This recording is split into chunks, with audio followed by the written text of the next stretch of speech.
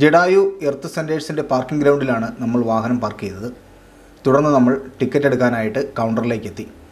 Online വഴിയും ticket എടുക്കാം, അല്ലെങ്കിൽ ഇവിടെ ടിക്കറ്റ് കൗണ്ടറിൽ നിന്നും ടിക്കറ്റ് എടുക്കാവുന്നതാണ്.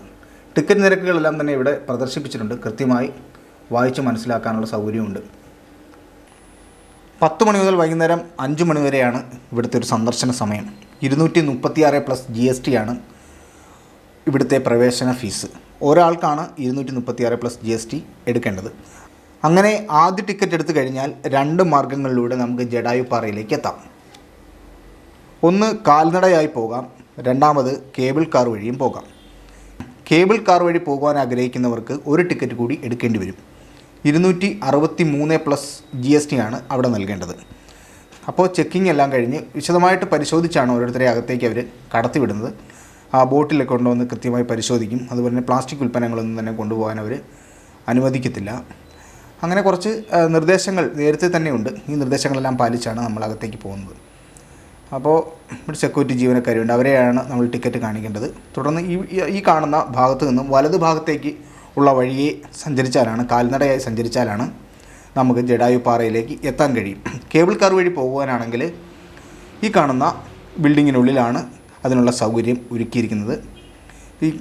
ഈ ദൃശ്യങ്ങൾ കാണുന്ന ഈ പടവുകൾ കയറിയാണ് ടിക്കറ്റ് എടുക്കാനായി എത്തേണ്ടത്. ഇവിടെ നമുക്ക് കാണാം സഞ്ചാരികൾ ടിക്കറ്റ് എടുക്കാനായിട്ട് വന്നു. അങ്ങനെ ടിക്കറ്റ് എടുത്തതിന് ശേഷം നമ്മൾ ഇരിക്കുന്ന സ്ഥലമാണിത്. വിശ്രമിക്കാനുള്ള സൗകര്യം ഇവിടെ ഒരുക്കിയിട്ടുണ്ട്. അങ്ങനെ കേബിൾ കാർ എത്തുമ്പോഴാണ് നമുക്കൊരു അറിയിപ്പ് തരുന്നത്. അങ്ങനെ നമ്മൾ കേബിൾ കാറിൻ്റെ അടുത്തേക്ക് ഇപ്പോൾ നമ്മൾ പോവുകയാണ്. പടവുകൾ കയറിയാണ് പോകുന്നത്. കൂടുതലും നോർത്ത് ഇന്ത്യയിൽ നിന്നും വന്ന സഞ്ചാരികളാണ് അധികവും ഈ ജഡായു പാറ കാണാനായി എത്തുന്നത്. അങ്ങനെ നമ്മൾ കേബിൾ കാറിൻ്റെ അടുത്തേക്ക് എത്തുകയാണ്. 4 കേബിൾ കാറുകൾ കൂട്ടമായിട്ടാണ് എത്തുന്നത്. ഇതിൽ ഇഷ്ടപ്പെട്ട കേബിൾ കാറിൽ നമുക്ക് കയറാം. സ്വിറ്റ്സർലൻഡിൽ നിന്നും ഇറക്കുമതി ചെയ്ത അത്യാധുനിക നിലവാരത്തിലുള്ള കേബിൾ കാറുകളാണ് ഇവിടെ സജ്ജമാക്കിയിരിക്കുന്നത്. ഞാൻ പുലർച്ചെയാണ് എത്തിയത്, അതുകൊണ്ടാവാം സഞ്ചാരികളും ജീവനക്കാരും എല്ലാം എത്തുന്നതേ ഉള്ളൂ.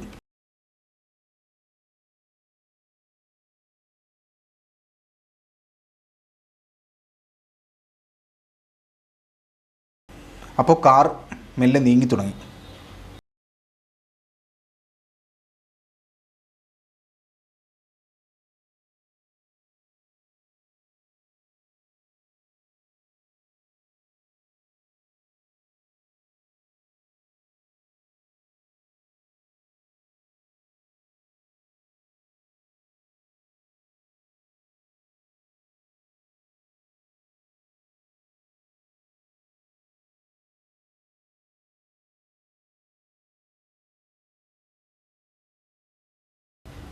ദൂരക്കാഴ്ചയിൽ ജഡായുവിൻ്റെ ശില്പം കാണാൻ എന്ത് മനോഹരം! ചിറകറ്റ ജഡായു രാമലക്ഷ്മണന്മാരെ കാത്തുകിടക്കുന്ന പോലെയാണ് ഈ ശില്പവും സഞ്ചാരികളെ കാത്തുകിടക്കുന്നത്.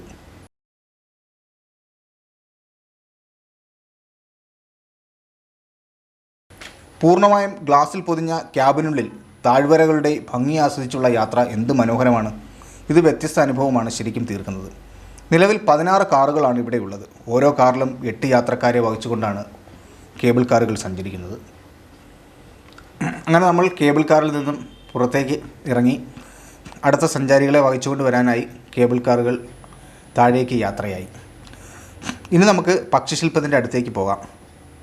പടവുകൾ കയറി വേണം ശില്പത്തിൻ്റെ അടുത്തേക്ക് എത്താൻ.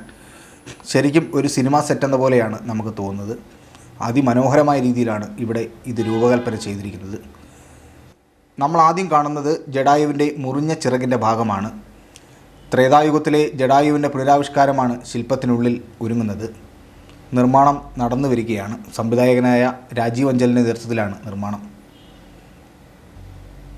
ഇതാണ് ജഡായു ശില്പം. 65 ഏക്കറോളം ഭൂവിസ്തൃതിയിലാണ് ഈ ജഡായു നേച്ചർ പാർക്ക് സ്ഥിതി ചെയ്യുന്നത്.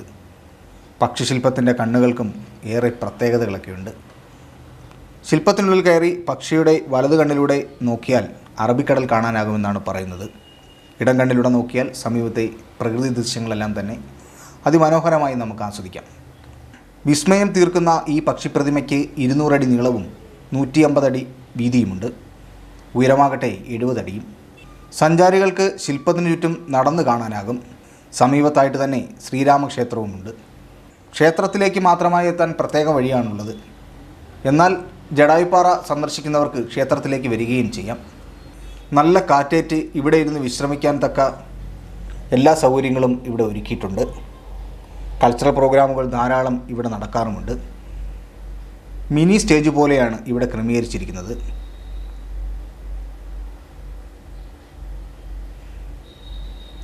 ശ്രീരാമൻ്റെ പാദസ്പർശമേറ്റ സ്ഥലമാണ് ഇതെന്നും ജടായുവിൻ്റെ കൊക്കുകൾ ഉരഞ്ഞ പാടുകൾ ഇവിടെ ഉണ്ടെന്നും വിശ്വാസികൾ വിശ്വസിച്ചു പോരുന്നു.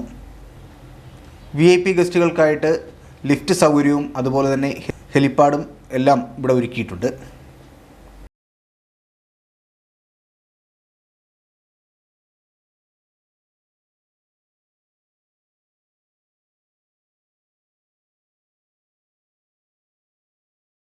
വെയിലിൻ്റെ ചൂട് കൂടുന്നതിനാൽ ഇനി നമുക്ക് മടങ്ങാം. മടക്കയാത്രയും കേബിൾ കാർ വഴിയാണ്. കുട്ടികൾക്കായുള്ള കമ്പ്യൂട്ടർ ഗെയിമുകളും പാർക്കും എല്ലാം ഇവിടെ സജ്ജീകരിച്ചിട്ടുണ്ട്.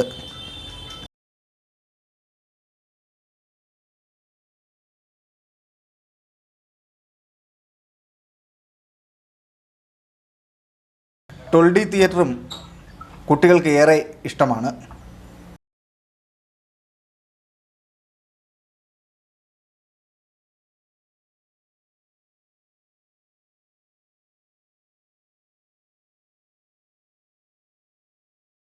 ജടായുപ്പാറയും പാർക്കും അഡ്വഞ്ചർ ടൂറിസവും എല്ലാം ആസ്വദിച്ചുള്ള മടക്കയാത്ര വ്യത്യസ്ത അനുഭവമാണ് സഞ്ചാരികളിൽ തീർക്കുന്നത്.